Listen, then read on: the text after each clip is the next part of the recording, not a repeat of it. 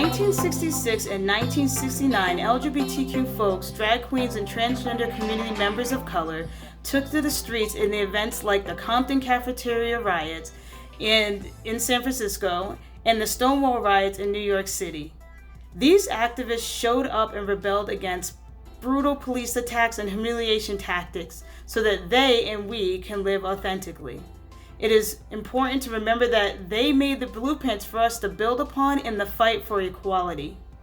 Tamara Ching, Marsha P. Johnson, Sylvia Rivera, and Stormy De La Verrier, and so many others are the reason we can go out and celebrate.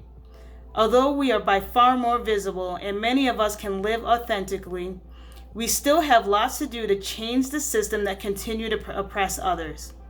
Black, brown, transgender, and immigrant community members are still fighting for equality, and it is our duty to continue these efforts until we are all equal.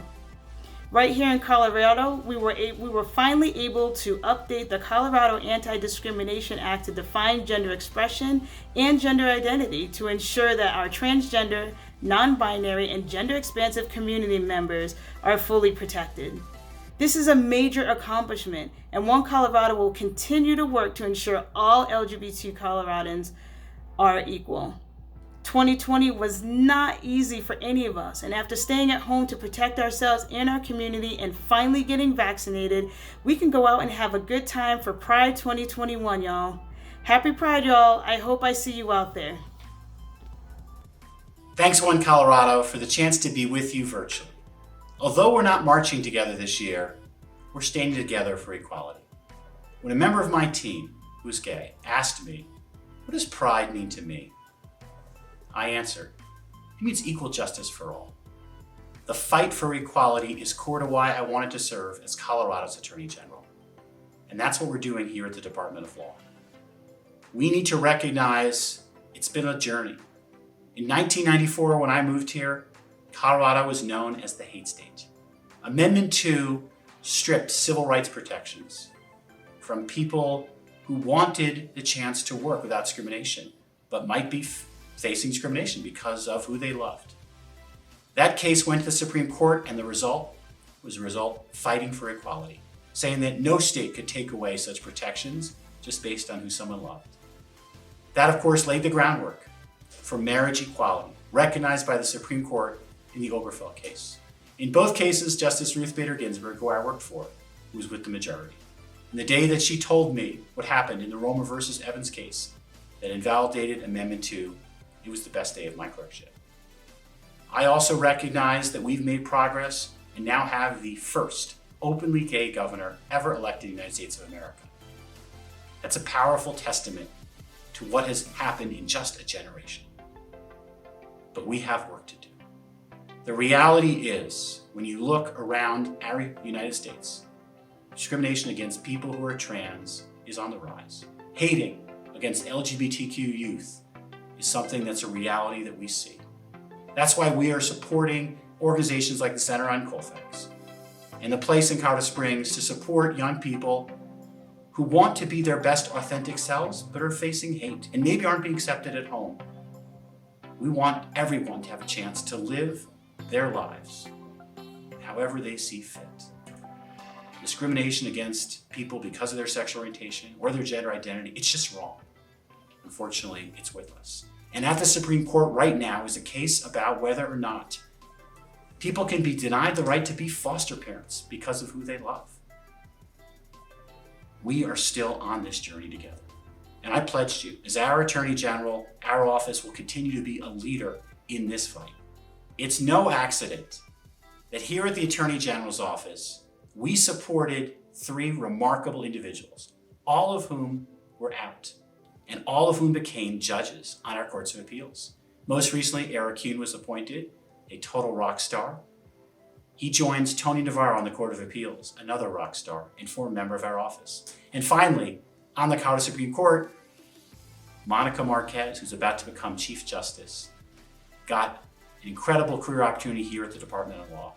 We are all in to support people, no matter who they are, as they rise in our profession. We're all in for diversity, for inclusion, and for equity here at the Department of Law. Our state in Colorado can be a leader nationally. I'll pledge I'll keep fighting for equality, and I thank you for your engagement. So I was trying to come up with a pithy way to start on my speech, but because I'm probably just a talking head on whatever screen you're using to attend this virtual Pride, introducing myself seems like the most authentic thing to do. So, hi, my name is Will. I'm going into my senior year of high school. I use he, him pronouns, and this is actually my first time participating in Pride in any capacity. Given that I've never attended Pride before, much less spoken at it, I'd spent a lot of time thinking about what Pride means to me. When I was in the 7th grade and realized that I was gay, I was terrified. Not necessarily because I thought that I was broken or because I thought that being gay was inherently bad. It's because I knew that being queer was downright dangerous. I became hyper aware of every offhand comment, every flippantly homophobic joke, every news story and movie and piece of media that showed queer people suffering because of who they loved or who they were.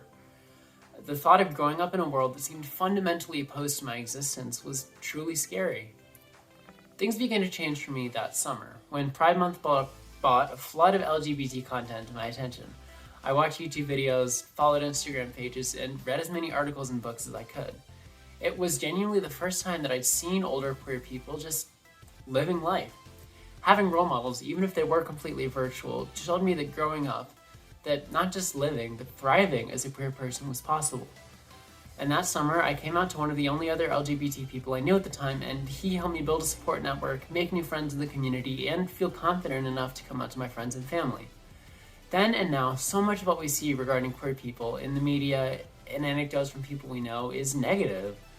Especially someone who considers themselves an activist, it feels like I'm always hearing about a new anti-trans law, a new spat of hate crimes, a new threat to me or my queer siblings. But that June, I saw the beautiful parts of being queer for the first time. The solidarity, the friendship, the inspirational people, the artists and creators, the achievements of those who came before us, and the hope for what those who will come after us will achieve. Pride isn't and never has been a perfect celebration, and I don't want to minimize the work we still need to do. But I want all of you to take a moment and reflect on just how amazing it is that you're here, that we're here, that as a community, we've clawed out a space where we can come together and share our stories, created a place to be heard and to listen. That against all odds, in the midst of a global freaking pandemic, we've found a way to stay connected and celebrate everything that makes this community special. And if that doesn't fill you with pride, I don't know what will. So, after letting that sink in, make a commitment to pay that sense of pride forward. We still have a lot to do, continuing to fight for trans rights, consciously centering LGBT people with other intersecting identities, and dealing with the bigotry that exists within our own community. Everyone listening has something they can contribute to the movement, whether it's money, time, knowledge, or just the ability to listen and empathize. All of us have the ability to, and in my opinion, the obligation to help continue the fight however we can. So if there's any last piece of advice I could give to you, and if any of y'all are willing to take advice from someone who's not yet out of high school, it would be this. Hold your partner's hand in public, cut your hair, paint your nails, hang a pride flag from your window, wear that outfit, be as proud as you can, and obviously to the extent that you feel safe doing so, because even if it doesn't feel like a big deal to you, I can guarantee there's another starry-eyed kid in the same position I was who'll feel a little bit safer and a little bit more seen because of it. Thank you. Good day to all. My name is Yami Velasquez. I'm part of the 1GSA Leadership Council for Colorado. I am so excited to be here because I not only get to share the importance of pride, but also what pride means to me. And the thing is, how do you even start with what pride means to you? And at first I was like, I don't know how to describe what pride means to me because so many things come to my mind. And one of the few things that came to my mind was colors, like bright colors, like rainbows, bright neon colors. Because to me, pride brings me joy, Pride to me means going into a street full of people who are showing and cheering for each other and showing so much love. And that to me is like what pride means, because pride is something that is not only important to many youths in today's life, but so important to many people that back in the day weren't able to know what pride was and weren't able to express what pride meant to them. One super important thing is allowing people to explain their story and allowing people to be heard, because I remember I had very few support, and I felt really alone. There was nowhere where I could find an ally because I didn't know where to look. I didn't know that there was people out there who felt the same way that I did, until I finally found the GSA group in my school, and I realized, like, there's allies all around you. There truly is. I feel like one important thing that leadership looks like when advocating on the behalf of our community is not just like advocating for what one believes in, whether it's the pronouns, whether it's the identity. It's the fact that you're advocating for all. You're leading all. You're not just thinking about yourself. You're leading everyone who identifies with you, who doesn't identify with you. Leadership doesn't just mean you follow your group, because when you're no longer just thinking about yourself, you're thinking about everyone. That's when changes happen. That is when you see changes. That is when you see people come together. It doesn't matter where they come from. It's just the fact that they come together because the leadership was so strong that it allowed everyone to come into one big group and show the support for one another. And that truly is what leadership is. I just love seeing how happy someone gets when they realize who they are, when they realize who they identify with, because that is the beauty of life. Because if you can't show who you are, if you can't identify like where you belong, and you're kind of just like, oh my gosh, like there's no place for me, like it's so hard. It really is. It's beautiful to see change, especially when people are united together. And it's honestly, it brings warmth to my heart, and it makes me so happy. And I just want to say thank you once again. Thank you so much for like watching this and taking your time. And thank you for listening to me describe the importance of pride and what it means, and hopefully giving you a vivid imagery of what pride means to me. Thank you for your time. Hey there, my name is Brianna Titone. I'm State Representative for House District 27 in Colorado. I'm also an advocate for LGBTQ equality, transgender representation in politics, and access to mental health care. As the chair of the LGBTQ Legislative Democrats Caucus, I represent a growing coalition of legislators and community leaders in the state. Each caucus member harnesses their unique expertise to bring important legislation to the floor and important conversations to the table. Out of 61 Democrats, the caucus has 8 members, which makes me hopeful for a growing representation in the future. I am proud to live in a state with a strong amount of LGBTQ protections written into law. Colorado has certainly made strides towards achieving LGBTQ equality over the last decade. We've banned the gay trans panic defense and conversion therapy, enacted Jude's Law to secure identity protections for transgender folks, and recently restored full military honor and benefits to LGBTQ veterans. Still, there's more work to be done. Trans people must be guaranteed more protections towards physical, mental, and emotional safety. As lawmakers, we must create legislation centered around the unique hardships of LGBTQ folks with disabilities, LGBTQ people without homes, and BIPOC queer people.